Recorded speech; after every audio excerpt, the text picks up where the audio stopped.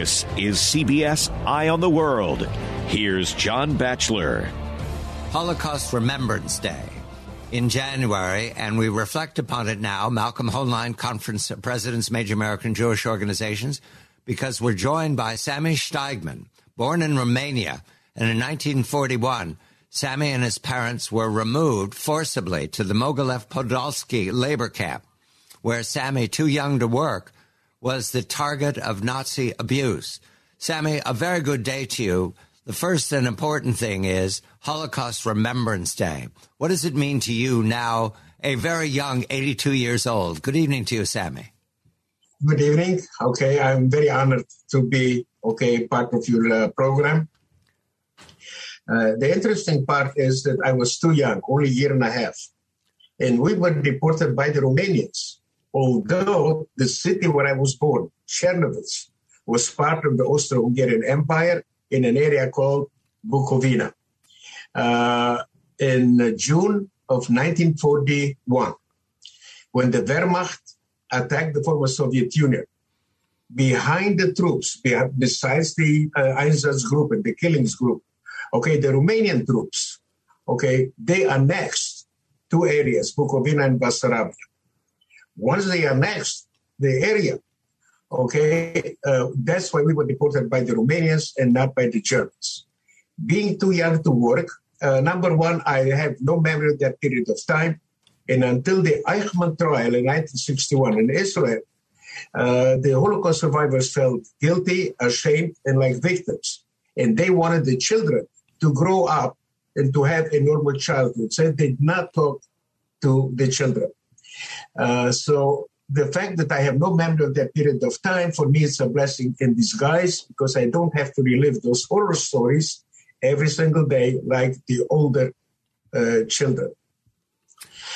Interestingly enough, the Holocaust Remembrance Day is very important to me, and it's something that we have to teach the young people to understand. How is it possible? And we have to learn from history because otherwise history will repeat itself. How is it possible that ordinary German people, ordinary people from Europe, from former Soviet Union, from other countries, found it not only acceptable, but required to annihilate one group of people, the Jewish people?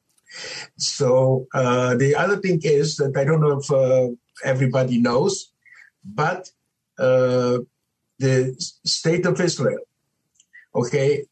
presented only two resolutions that were adopted by the General Assembly, the UN. The first one was on November 1st of 2005, when they designated the International Holocaust Remembrance Day. And the second one was at the 80th anniversary of the Wannsee Conference, when 15 high-ranking Nazi criminals decided the final solution to the Jewish question.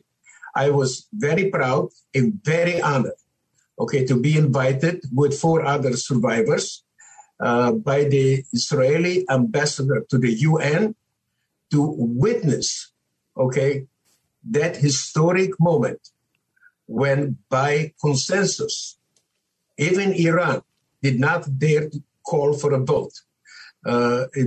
The resolution passed by consensus. So it's a very historic moment, and I'm very proud for it. We thank the Blue Card organization and the Blue Card Speakers Bureau for helping us speak with Sami Steigman today. It's at the Blue Card is the Twitter address.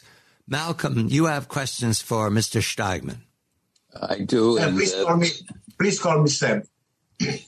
Okay, Sam. First of all, it's a remarkable story, Sami, and one that needs to be told because we see how amongst young people there is so much misinformation, disinformation, and even denial about what happened. I know that you engage in some educational programs, but the resolution that you mentioned at the UN was important in that regard. How do you think we can help educate a generation to protect them from the kind of hatred and Holocaust that we saw? Unlike many other people that feel that we are going in the wrong direction, and the young people are totally clueless about the evolution, okay, of the Holocaust. And I found out from my presentations, going to school, starting with fourth graders, the university, campuses, organizations, I found out that in our country, there's no education. There is indoctrination. And let me clarify it, and I'll give an example of what I mean by that. I have spoken since 2008. I'm a newcomer to the speaker circuit, to over 150,000 people. Because for me, it's a normal thing to give 6-7 presentations in one day. Okay, I have a lot of energy. But I met only one teacher that teaches, okay, genocide, Holocaust curriculum. Today, there are 22 states that mandate genocide, Holocaust curriculum.